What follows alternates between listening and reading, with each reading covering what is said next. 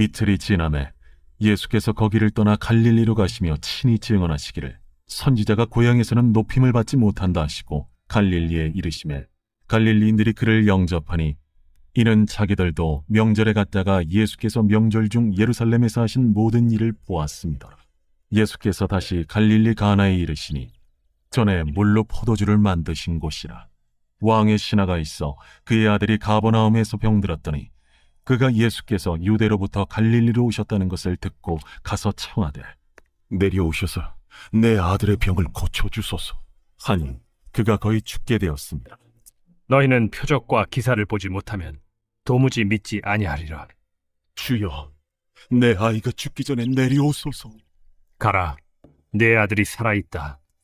그 사람이 예수께서 하신 말씀을 믿고 가더니 내려가는 길에서 그 종들이 오다가 만나서 아이가 살아있다 하거늘 그 낫기 시작한 때를 물은즉 어제 7시에 열기가 떨어졌나이다.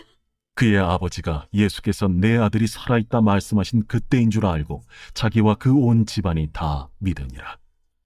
이것은 예수께서 유대에서 갈릴리로 오신 후에 행하신 두 번째 표적이니라.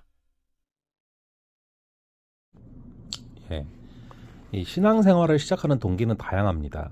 가난하던 시절에는 교회에서 주는 간식 때문에 교회에 나온 경우도 있었고, 청소년기나 청년 때는 친구나 이성 친구를 따라서 교회에 나온 사람도 많습니다. 병이 낫기를 바라면서 신앙생활을 시작하는 사람도 있죠. 그런데 이러한 필요는 출발점입니다. 온전한 믿음에 이르기 위해서는 예수님의 말씀을 신뢰하고 주님을 인격적으로 만나는 경험이 필요한 것이죠. 예수님이 다시 갈릴리 가나에 이르셨습니다. 예수님이 그곳에서 첫 번째 표적을 행하셨기 때문에 사람들은 또 다른 표적을 기대했을 것입니다. 중한 병에 걸린 아들을 둔 왕의 신하 역시 기적을 기대하면서 예수님께 나아왔습니다. 하지만 주님은 표적에 집중하는 사람들의 성향을 경계하셨습니다. 이 표적은 신앙의 시작점이 될 수는 있어도 신앙의 목적이 돼서는 안 됩니다. 표적은 예수님의 신성을 나타내는 도구일 뿐인 것이죠. 참된 믿음은 예수님을 믿고 그분의 말씀을 의지하는 것입니다. 예수님은 갈릴리 사람들을 너희는 표적과 기사를 보지 못하면 도무지 믿지 아니하리라 라고 책망하십니다. 이는 표적에 의존하는 믿음을 벗어나 말씀을 신뢰하는 데까지 나아가야 함을 교훈하는 것입니다. 성도는 말씀 중심의 신앙을 가져야 됩니다. 믿음의 뿌리를 기적이나 표적이 아닌 하나님의 말씀에 두어야 하는 것이죠. 표적은 우리를 믿음으로 인도하는 통로일 뿐 신앙의 본질은 하나님의 말씀과 예수님을 향한 온전한 신뢰인 것입니다. 예수님은 왕의 신하에게 아들이 낳았다라고 말씀하십니다. 왕의 신하는 주님의 말씀을 믿고 집으로 돌아갑니다. 말씀만을 믿고 행동으로 옮긴 왕의 신하는 보지 않고도 믿는 믿음이 무엇인지를 보여줍니다. 믿음의 본질은 주님의 말씀을 신뢰하는 것입니다. 예수님은 의심하는 제자 도마에게 네가 나를 보고서야 믿느냐, 보지 않고도 믿는 자들이 복되다라고 말씀하십니다. 보지 않았지만 확인하지 않았지만 믿는 것이 참된 믿음인 것이죠.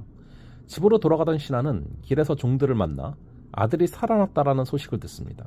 그리고 아들이 낳은 때가 예수님이 내 아들이 살아있다라고 말씀하신 때와 일치한다는 사실을 확인합니다. 예수님의 말씀에는 권능이 있습니다. 주님은 말씀으로 왕의 신하의 아들을 고치셨습니다. 예수님의 말씀은 성도의 삶의 모든 영역에서 능력 있게 역사할 수 있습니다. 그러므로 우리는 주님 말씀의 능력을 믿고 그 말씀에 따라 살아가야 합니다. 왕의 신하는 주님의 말씀의 능력을 결국 체험합니다. 그리고 온 집안과 함께 예수님을 믿게 됩니다. 아들이 낳은 것도 은혜지만 온 집안이 예수를 믿은 것이 더 큰 은혜입니다. 한 사람의 믿음과 순종으로 온 집안이 주님께 나아온 것입니다. 주님은 말씀을 신뢰하며 나아가는 사람과 그 가족을 구원의 길로 인도하십니다. 주님과 그분의 말씀을 신뢰하며 온전한 믿음으로 나아갈 수 있기를 바랍니다. 우리의 신앙은 표적에 머무르지 말고 말씀에 대한 신뢰로 나가야 됩니다. 표적은 믿음의 출발점일 수 있지만 목표는 아닙니다. 주님의 말씀에는 능력이 있고 그 말씀을 신뢰하고 따를 때 우리의 삶에 변화와 은혜가 임하게 될 줄로 믿습니다. 왕의 신하처럼 보지 않고도 말씀을 믿고 순종하는 믿음을 소유하시기를 바랍니다.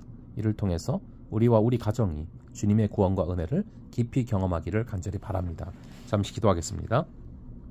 아버지 하나님, 우리가 표적에 빠진 신앙을 경계하게 하시고 우리가 보아서 믿는 것이 아니라 주의 말씀을 들어서 믿는 그러한 역사를 허락하여 주시옵소서. 말씀에 대한 신뢰로 걸어가게 하시고 주님에 대한 그 순종으로 걸어가게 하여 주셔서 우리의 믿음이 깊어지는 은혜를 허락하여 주시옵소서. 감사드리고 이 모든 말씀을 주 예수 그리스도의 이름으로 기도합니다. 아멘. 예, 그럼 또 다음번에 뵙도록 하겠습니다.